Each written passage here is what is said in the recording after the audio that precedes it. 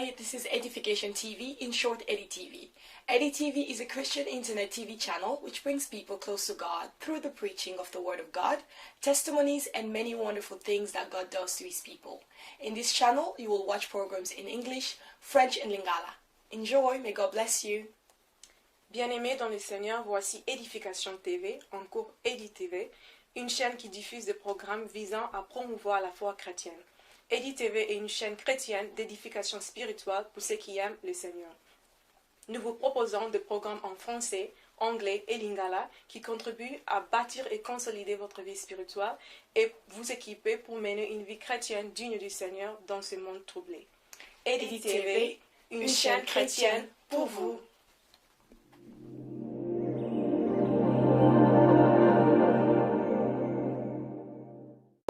Bien-aimés dans le Seigneur, je vous salue au nom de Jésus-Christ. Je suis la sœur Rebecca. Vous êtes sur Edification TV. Et je voudrais vous inviter à suivre ce petit message de la parole de Dieu pour votre édification. Suivez.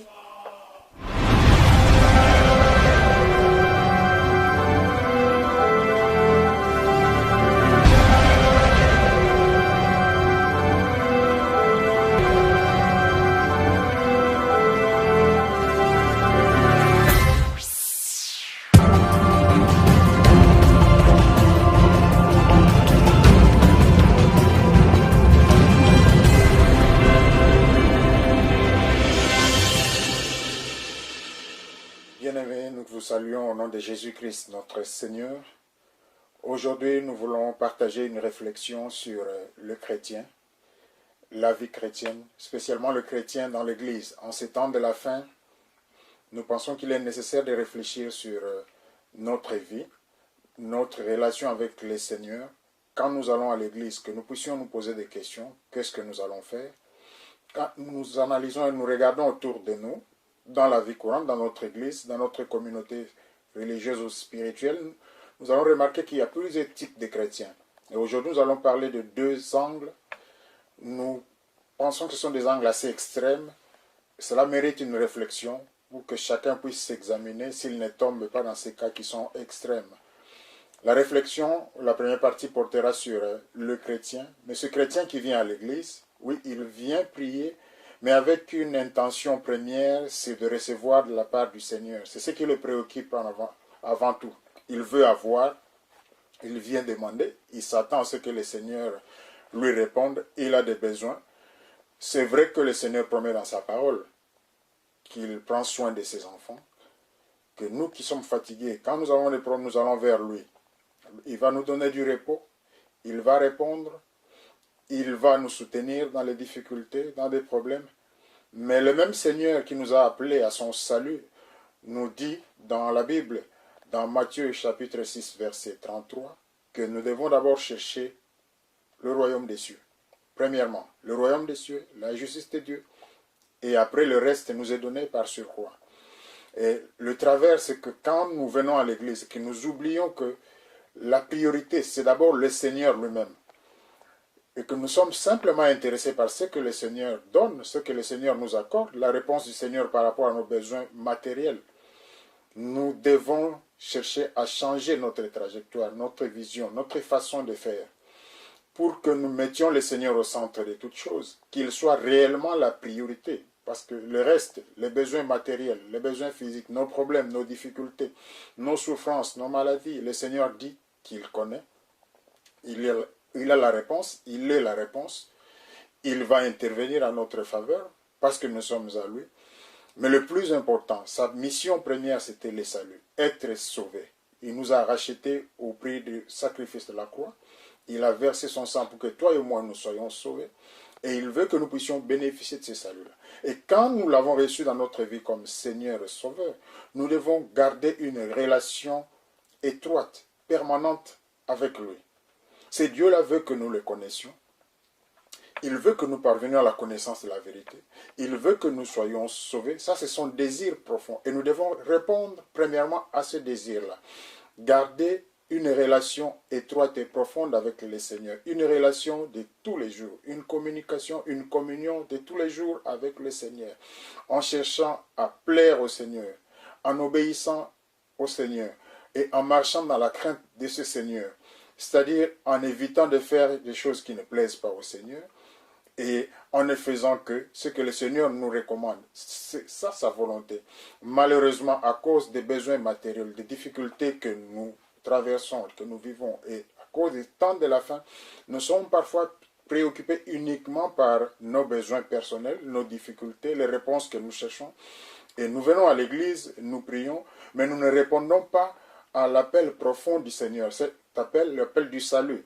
Nous sommes intéressés par la réponse à nos besoins et parfois nous nous écartons de la volonté de ce Dieu-là. C'est vrai, à quoi sert-il d'avoir les réponses à toutes nos difficultés, d'avoir les réponses à tous nos problèmes et rater le royaume des cieux?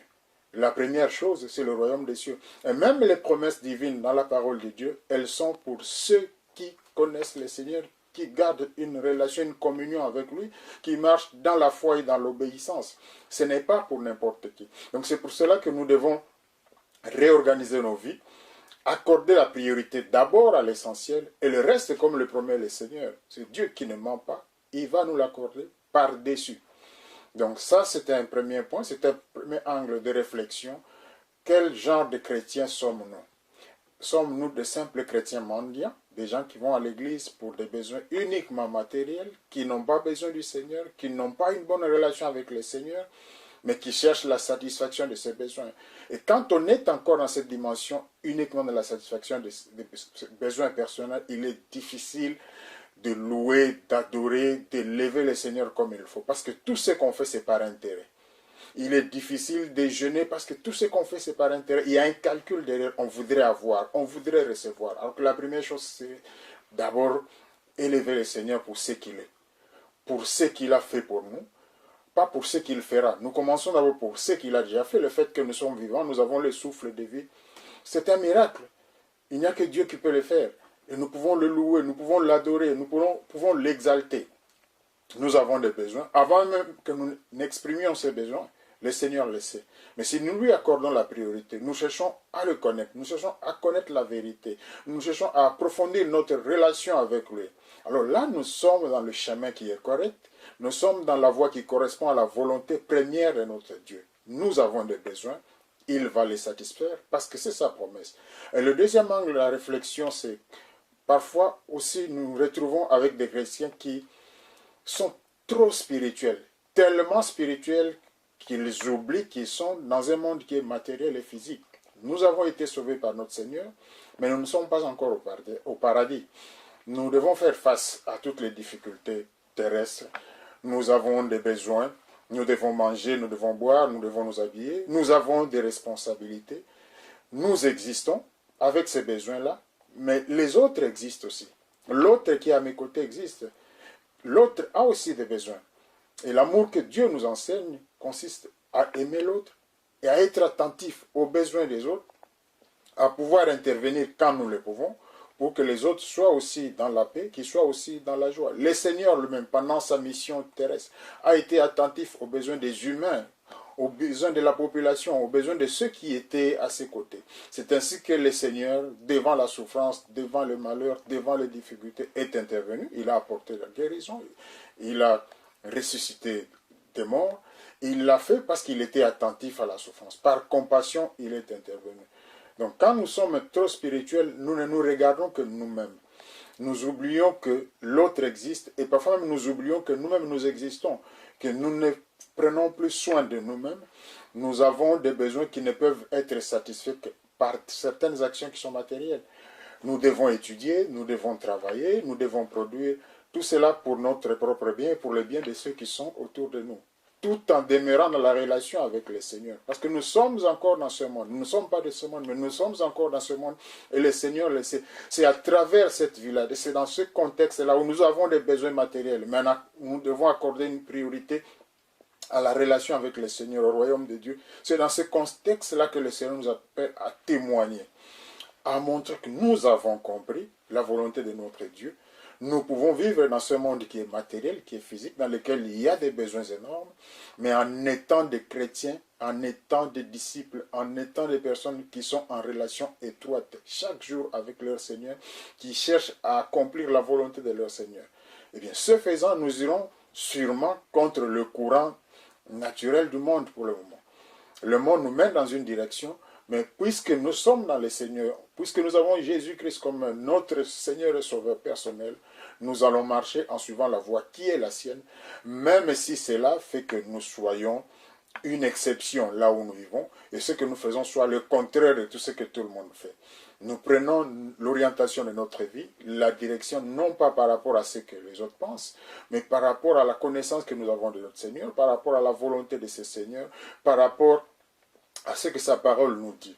Donc, à vous, à nous, à tout un chacun, nous qui sommes chrétiens ou qui nous appelons chrétiens, de pouvoir réorganiser nos vies, réorienter nos priorités, mettre le Seigneur à l'avant-plan, regarder d'abord la satisfaction des désirs du Seigneur, la volonté du Seigneur, que nous puissions le connaître, que nous puissions connaître la vérité, que nous puissions hériter le royaume des cieux, que nous puissions garder une relation personnelle avec lui, une relation de chaque jour, le connaissant davantage, chaque jour approfondissant notre relation avec lui, et ensuite que nous puissions, avec cette expérience-là du Seigneur, vivre dans ce monde, vivre à travers toutes les difficultés, tous les problèmes, tous les besoins que nous avons, une relation profonde avec Dieu.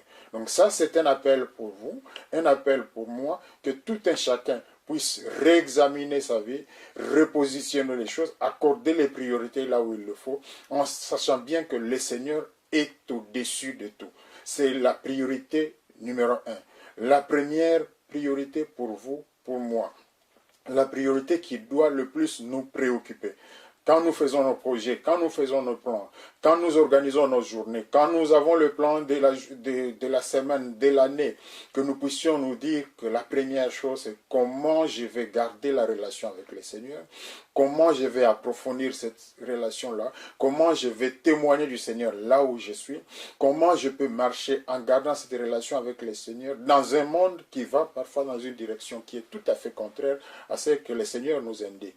Et ça devait être une préoccupation pour nous tous. Ce n'est pas facile, la prière est là, nous pouvons demander au Seigneur de nous aider, nous lisons la Bible, nous pouvons trouver des encouragements, des orientations dans les Écritures pour que nous puissions nous mettre dans la voie qui est correcte et éviter de dévier, éviter de nous écarter de la volonté de notre Dieu. Parce que le diable veut effectivement que tu t'écartes, que tu ne deviennes qu'un simple chrétien épave, un chrétien qui vient pour simplement la satisfaction de ses besoins. Quand on est à l'église, on ne voit pas le Seigneur, on est là simplement en attente de quelque chose. Quand on ne l'a pas reçu, on est déçu. Et petit à petit, il y a le refroidissement de cet amour qu'on avait pour Dieu, il y a le refroidissement de cette vie spirituelle profonde qu'on avait. Tout cela sont des erreurs et nous devons éviter cela, de tomber dans le piège du diable. Voilà pourquoi chacun doit réfléchir à sa propre vie, chacun doit réorganiser sa vie et mettre le Seigneur à sa première place. Que nous puissions lui accorder la priorité en toutes choses, que nous puissions demander son aide, son assistance, pour que la direction de notre vie soit celle qui est conforme à sa volonté, que chacun d'entre nous puisse se repositionner correctement comme un chrétien, comme un disciple, qui ne regarde que le Seigneur d'abord, qui ne regarde que la volonté de Dieu, qui veut marcher dans la crainte, qui veut marcher dans la crainte de l'Éternel, qui veut marcher dans la connaissance de la parole, dans la connaissance de la vérité, dans l'accomplissement de la volonté de notre Dieu. Voilà, bien-aimés, c'était une réflexion, un encouragement, une exhortation pour vous. Nous qui sommes sur le chemin, allons-y. Si nous nous sommes écartés, si nous pensons, après réflexion, que notre vie s'est éloignée un peu de notre Dieu, de la volonté de ce Dieu-là, que nous sommes devenus trop matérialistes, eh bien, c'est le moment de réorienter la vie et de réorienter les priorités pour que le Seigneur soit au top de nos priorités. Mais si nous pensons aussi que nous avons coupé toute relation avec la réalité dans laquelle nous vivons, parce que nous sommes dans ce monde, nous ne sommes pas encore au paradis, nous devons faire face aux contraintes de ce monde, à moins d'être appelés à une mission tout à fait spéciale. Mais si c'est sur cette terre, nous devons faire face à toutes ces difficultés, à toutes ces contraintes, à toutes ces barrières. Que chacun puisse alors réfléchir et repositionner sa vie, demander l'aide du Seigneur pour qu'il nous donne la force de demeurer des disciples, de demeurer des chrétiens qui ont un témoignage, qui peuvent partager tout autour d'eux, ce témoignage qui peut attirer ceux qui sont loin du Seigneur, ceux qui ont perdu la foi, ceux qui se sont découragés, ce témoignage qui fait plaisir à notre Dieu, ce témoignage qui fait que par notre vie sur cette terre, le Seigneur est glorifié. Voilà le message que nous voulions partager ce jour et à la prochaine. J'espère que vous avez été édifiés à travers ce message. Que Dieu vous bénisse et à la prochaine. Au revoir.